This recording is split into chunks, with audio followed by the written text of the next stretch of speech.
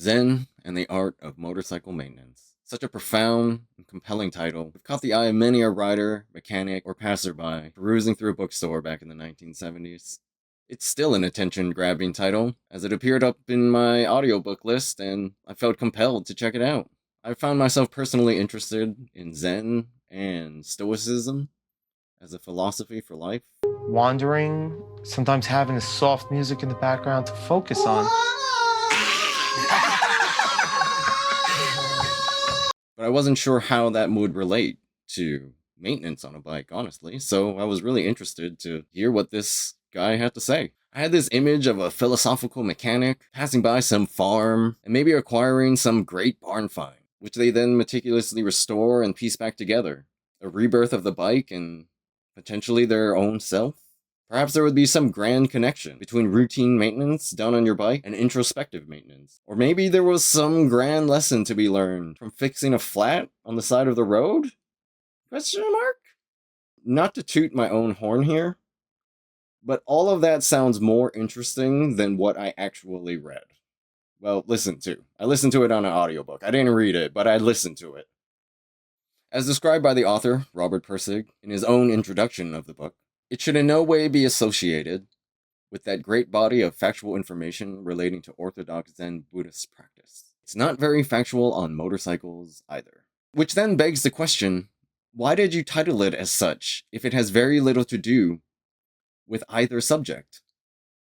I gave it a chance anyways, but having gotten through it once, and I really do not plan on trying to go through it again, I think that this was 1970's clickbait. Check it out. In 1948, a book was released entitled Zen in the Art of Archery. This was by a German philosophy professor named Eugen Herrigel.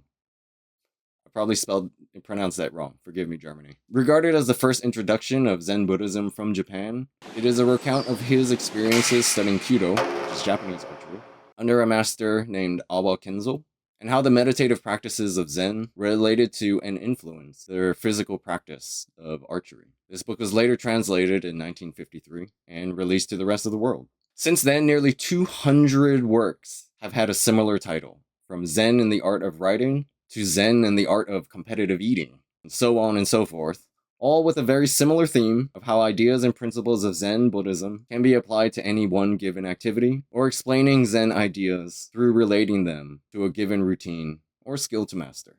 Essentially trying to find that meditative flow state. Or at least that's what I would assume that they would be trying to talk about, given the titles that they've given to their books. No? I'd assume so.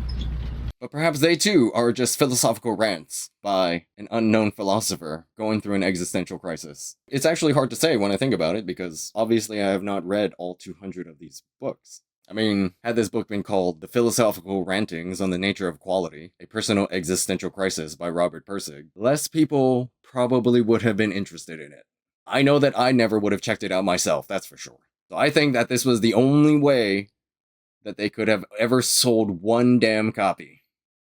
Look, I'm not here to do a full book review, nor discuss or debate the ideas that Pirsig presents. While his questions on the nature of quality, what quality in and of itself means, are very interesting and could be a compelling discussion, this is not a video to discuss the potential Pirsig's ideas may or may not have.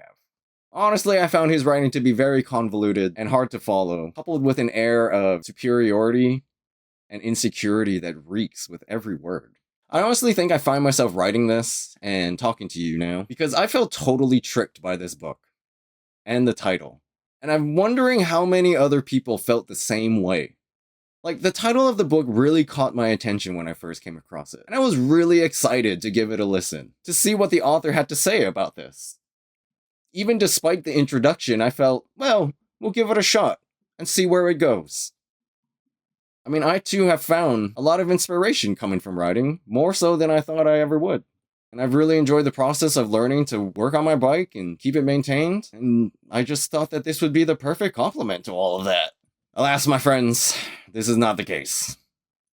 I think this is a book not for philosophical writers, or writers in general, or even philosophy majors in general. This is one of those books for those people that like to read obscure books by relatively obscure but semi-known authors, so that they too can cultivate that same superiority complex that Percy expresses in his own work. Like, if I were describing this book to a friend, I'm just going to consider you a friend.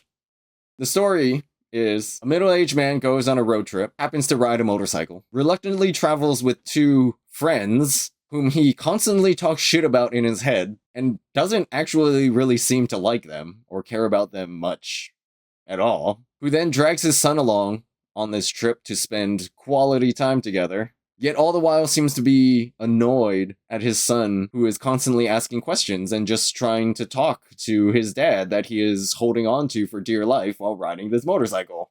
But the author, the dad, seems to be completely self-absorbed in his own existential thoughts and crises, and never really actually ever seems to be present in the moment that he himself is in, which makes me think that maybe he should have read a little bit more about Zen to begin with before writing this.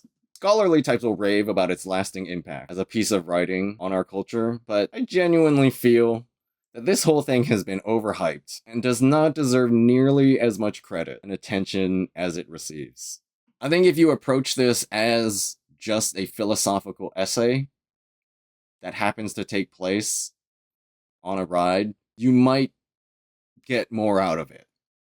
Then, maybe. Even then, I feel like there are much better philosophical texts that you could read. This is not a must-read from any standpoint, I think. From a motorcyclist point of view, it is even worse. This has nothing to do with riding or caring for a bike. It just seems like another use of a motorcycle as a prop, a way to give the writing an edge so that it might appear sharp. Without that title, I think this book would have gone nowhere. But because of that title, I think it's still catching people, and the clickbait is still working, man. I mean, if you have to explain in the introduction of your book that it is literally going to have nothing to do with the title of the book, shouldn't you change the freaking title then? So, I suppose this is just a forewarning if you ever come across this story. Do not go into it thinking that it is going to have anything to do with motorcycles or Zen. He states it in the introduction, and that is a very literal representation of this book. If you're just wanting to read an over-convoluted philosophical essay, then maybe you might find this interesting. Otherwise, pick another road, man. Just pick another road.